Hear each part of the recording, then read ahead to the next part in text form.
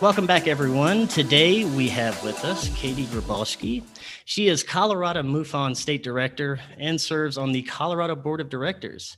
She's also author of Letters of Love and Light, 4 Decades of UFO Encounters, Experiences and Sightings Shared with ufologist Dr. Leo Sprinkle. She is currently writing her second book, High Strangeness on a Colorado Ranch, the Colorado Skinwalker Ranch, Craft, Cattle, Copters, Cryptids, and Cover-Ups.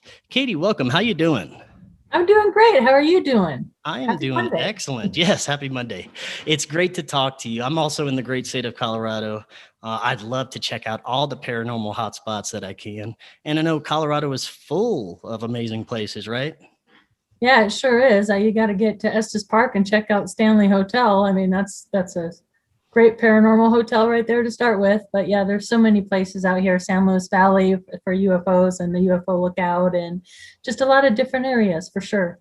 Yeah, definitely. I'm looking forward to checking out as many places as I can. And I'm also looking forward to your presentation at this year's Laughlin UFO Mega Conference. It's going to be June 6th through 12th in Laughlin, Nevada.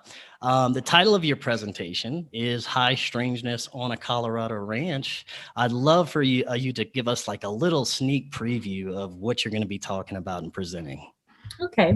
Well, in a nutshell, the whole reason I got into ufology in the first place is I know it's been over 40 years ago. I'm kind of aging myself, but as a young girl out in Elbert County, Colorado, my family and I experienced some very high strangeness events.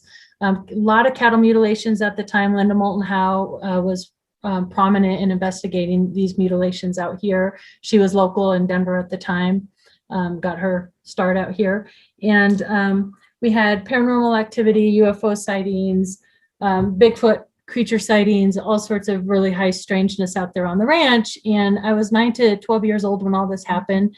In 2012, I revisited this and started to research answers for what was happening at the ranch at the time. So it's been, 9+ years of research into this. And what was fascinating is one day I bought a book called Hunt for the Skinwalker, which I didn't know anything about the Skinwalker Ranch at the time.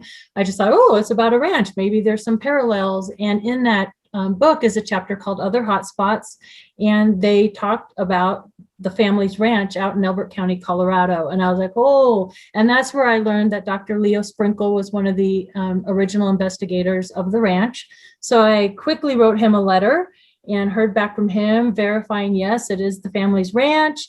Quickly drove down to Laramie. It's only a 2.5-hour drive for me to go down there. And I pulled the file from the investigation, and I've been researching and doing interviews and flying and talking with people. And I'm so anxious to share everything that I've learned with all of you guys at Laughlin. At heart, I'm a researcher, and my happy place is hidden in dusty boxes and archives and reading. But there comes a point where you have to start sharing what you've learned. And that's where I am now in my journey. It's time to share all these things with others. So I'm really looking forward to doing that out there. Yeah, I'm definitely looking forward to hearing about it. And when it comes to, long-time research, I've had plenty of ufologists, plenty of paranormal researchers, plenty of paranormal investigators, and most of them have come to a similar conclusion to me that there is a profound connection between the UFO and ET phenomenon and paranormal experiences. Would you agree with that? 100%. Yeah. It took me a few years to get there, and I ebbed and flowed. Like, are they connected? Are they not? But it's just undeniable to me. The more books you read, the more things you learn, the more interviews you do, and just your own personal experience. I mean, the fact that I spent time out on that ranch, and both my sister and I had very personal experiences out there. You cannot negate your own experiences and how they connect. Not only that, not only paranormal connections, but at the time when I was a kid, they called them white fuzzies because these Sasquatch beings that were out on the ranch were actually gray-haired. They weren't like brown or black-haired. They were gray-haired beings that were seen out there. They were directly connected to the craft. You can't convince me otherwise. And there's a whole group of people that say, no, those two aren't connected. But in my experience, in the case out at the ranch, they were definitely connected. So, you can't negate your own personal experiences. And it's important to share with others because that's what it's all about in the end, is drawing these connections and conclusions and looking at the parallels between other people's experiences and your own, right? So. Now, as far as your own personal investigations, would you say that most of the cases and sightings and experiences people have had have been positive or negative, or kind of just an even mix of both? Well, I think that's interesting. It's a really good question. At the time, in the late 70s when this happened, it felt very eerie and it felt scary and evil. It wasn't something I welcomed. I mean, I never slept alone after these things happened. I was frightened. Shadow figures in the room. It's very scary. Now that I'm an adult and it sort of changed, I'm not saying it wouldn't still be scary if that activity is slowed down out there now out in Elbert County. But my connection to whatever the path that I'm on now feels positive. Does that make sense? I guess. So yeah, it's both for me.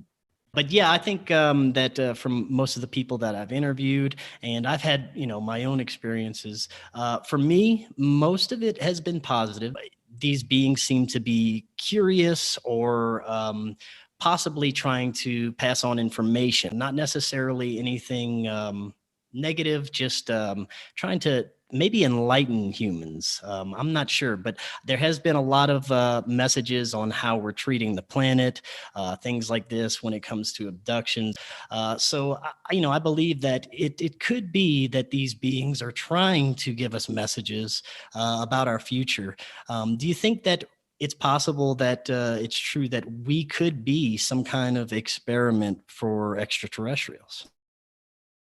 I guess that's one possibility, and I know that's a popular theory out there. It's interesting. John Schuessler bestowed upon me I'm going to put out the town here, but it's the briefing document from the ranch at the time.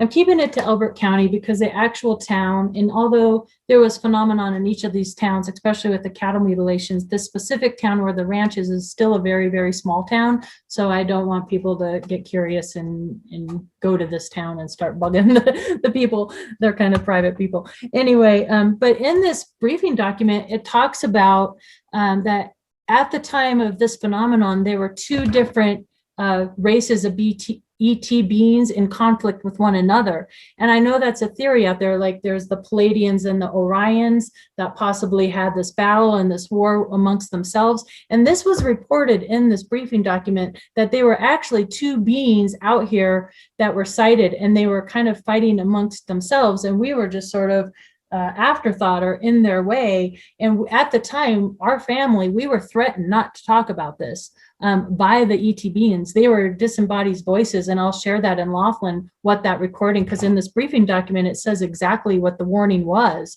And we were told that we were to remain silent concerning them. So I don't know, it would be really nice to think that the ETs are out there and they have our back and they're going to help us, especially since they can take down our nukes. And if we're stupid and we're going to go to a nuclear war, maybe they'll shut it down. I'm not so sure if they're doing that to save the planet, to save us, or both. I'm hopeful that they care about us and want us to survive, but maybe they just are interested in our planet. Could be. Yeah, that very well could be. Hate to be doom and gloom. Yeah, it could be either one. I'm hoping for the best, though. Me too. Katie, thank you for coming on and talking to us today. Yeah. I'm so much looking forward to your presentation. Now, if people want to find out more about you and your books and the research you do, what's the best way that they can do so? They could just go to my website. It's katiegriboski.com, and it's KatieGriboski.com. And you can find everything out there, and there's contact information there as well. So I'm really looking forward to sharing some of these interviews I've been able to do in regards to this time frame out in Elbert County. I'm going to share sound bites from these interviews, and there's some just unbelievable information in there. I'm so excited to share it with people. Yeah, Yeah. awesome. I'm looking forward to that very much. Katie, thank you for coming on today, and I will see you in Laughlin. All right. Sounds great, Chris. All right, Thank have a you. good one. This year's Laughlin UFO Mega Conference is the world's largest. It's going to feature over 35 scientists, researchers, and contactees presenting incredible new disclosures over 7 days. You can now register for the full week, half a week, or even by the day or session. Not only is there going to be over 35 amazing presentations, you're going to get a skywatch, meet and greets, and exclusive film screenings. This amazing event will also be available via live stream online. Go to their website, which is LaughlinUFOMegaconference.com, and register now. Last year's conference was amazing, and this year's is going to be even better. Join us for an incredible 7 days of education and disclosure, the Laughlin UFO Mega Conference.